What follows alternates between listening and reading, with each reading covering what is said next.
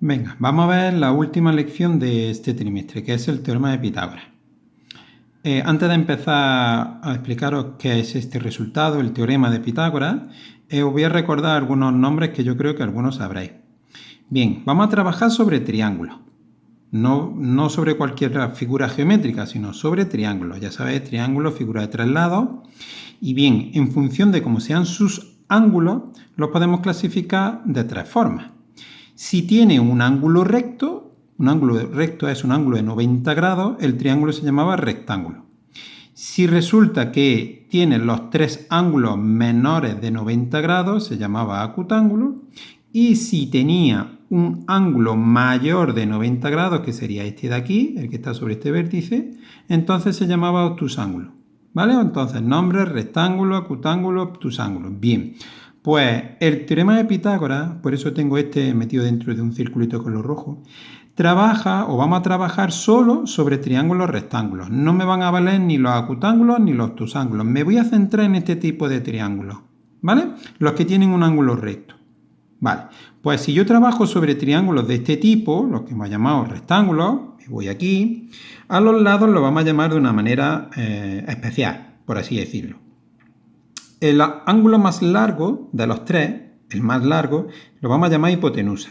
Y siempre va a coincidir con el que está enfrente del ángulo de 90 grados. Es decir, que si el ángulo de 90 grados está en este vértice, el lado que está enfrente es como si yo mirara a la acera de enfrente, ¿no? Estaría aquí. Pues bien, ese lado que está enfrente es el que vamos a llamar hipotenusa. Y los otros dos lados del triángulo los vamos a llamar catetos. ¿Vale? Repito, la hipotenusa va a ser el mayor de los tres, el lado mayor. Y los otros dos los vamos a llamar catetos. Pues bien, una vez que ya tengo esto, que es decir que en la hipotenusa y los otros dos lados, vamos a ver entonces qué dice el teorema de Pitágoras. El teorema de Pitágoras lo que hace es relacionar los lados del triángulo rectángulo. ¿Esa relación cómo viene establecida? Pues fijaros lo que pone aquí, en esta especie de formulilla.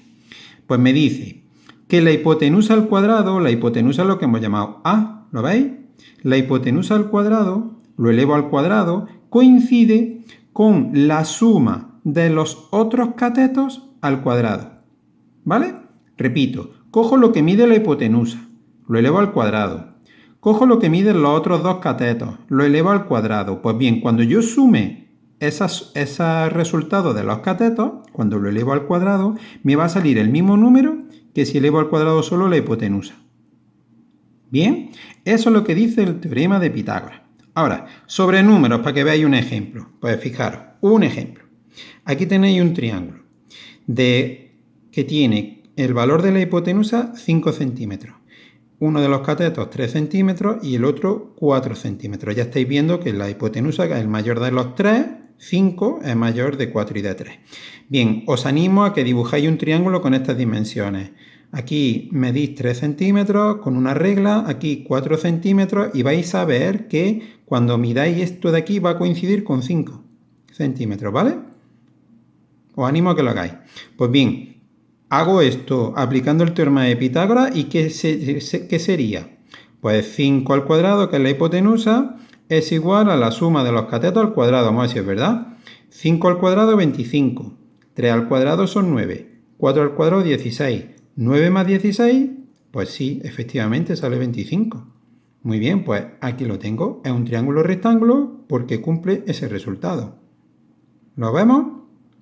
Bien, esto me puede servir para hacer otras cosas. Y os pongo aquí el siguiente ejemplo. Fijaros, ahora tengo un triángulo que tiene de lado 3 centímetros, otros 3 centímetros y 4 centímetros por aquí. Si yo aplicara o intentara aplicar el teorema de Pitágoras, ¿el lado mayor cuál es? 4. Pues lo pongo aquí, 4 al cuadrado. Y por otro lado los otros dos catetos, 3 y 3 al cuadrado también. Lo sumo. Estáis viendo que no pongo ningún signo igual todavía aquí, lo estáis viendo, ¿no? Porque ya creo que alguno se lo está imaginando lo que va a ocurrir.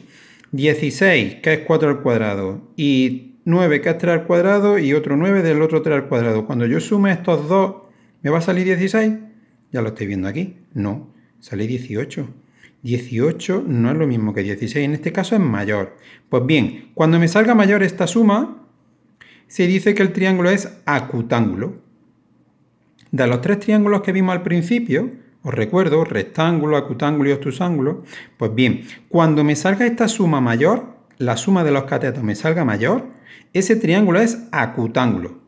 Y alguno estará pensando, ¿y qué pasa si es al revés? ¿Qué pasa si este número es más pequeño que la hipotenusa al cuadrado? Pues será el otro tipo de triángulo que hemos visto, obtusángulo. Es decir, si a mí me saliera esto mayor, la hipotenusa mayor, sería el triángulo obtusángulo. Pero bueno, ahora vamos a hacer otro ejemplo. Quedaros con esto. Teorema de Pitágoras. La hipotenusa al cuadrado coincide con la suma de los dos catetos al cuadrado. ¿Vale? Y esto es una aplicación de ese resultado. Ahora vamos a ver un ejemplo. Fijaros, este ejercicio me dice clasifica según son sus lados los triángulos. Vamos al primer apartado. Imaginad que me dicen, tienes un triángulo cuyos lados miden 15 centímetros, 8 centímetros y 17 centímetros. Dime de qué tipo es. Bueno, aquí lo tenéis resuelto, pero dime de qué tipo es. ¿Yo qué hago? Pues vamos a aplicar el teorema de Pitágoras. Cojo el lado mayor, 17, aquí está, lo elevo al cuadrado. Y los otros dos lados los voy a elevar al cuadrado también y los voy a sumar. Entonces, ¿qué ocurre? Que yo cojo 8 al cuadrado, 64, 15 al cuadrado, 225, esto lo hacéis con vuestra calculadora. 17 al cuadrado, 289. ¿Esta suma sale lo mismo que 289? Pues sí, sale lo mismo. Entonces, cuando salga igual, el triángulo es rectángulo. No tengo hecho el dibujo, pero puedo asegurar que ese triángulo es rectángulo. Va a tener un ángulo recto, ¿vale? Eso es lo bueno del teorema de Pitágoras, que soy capaz de decir si es rectángulo o no sin dibujarlo, sin tener el dibujo, ¿vale? Otro ejemplo, para que veáis lo que hemos comentado antes. Ahora tengo 3 centímetros, 4 centímetros y 6 centímetros, los lados de ese triángulo que me están dando. ¿Cuál es el mayor?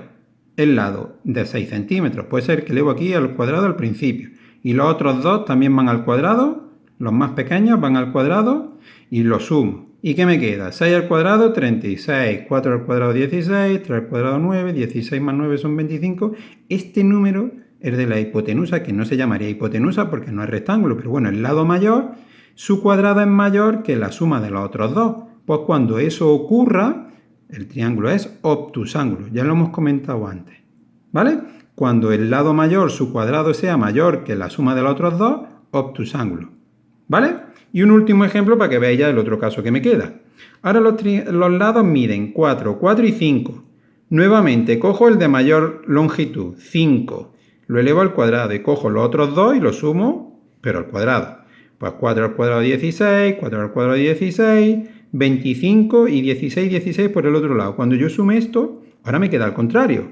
Ahora lo que suma más, esta suma sale mayor que el cuadrado del lado mayor. Pues como estamos en el caso contrario, en este caso va a ser un triángulo acutángulo. ¿Vale? En resumen, para que veáis los tres casos que hemos visto. Cuando salga igual la suma, rectángulo. Cuando el lado mayor, en este ejemplo, en el apartado B, sea mayor, el cuadrado es un triángulo obtusángulo. Y el último, cuando el lado mayor sea más pequeño que la suma de los otros dos, es un triángulo acutángulo. ¿Entendido? Bueno, pues hasta aquí la primera parte de lo que tenemos que ver.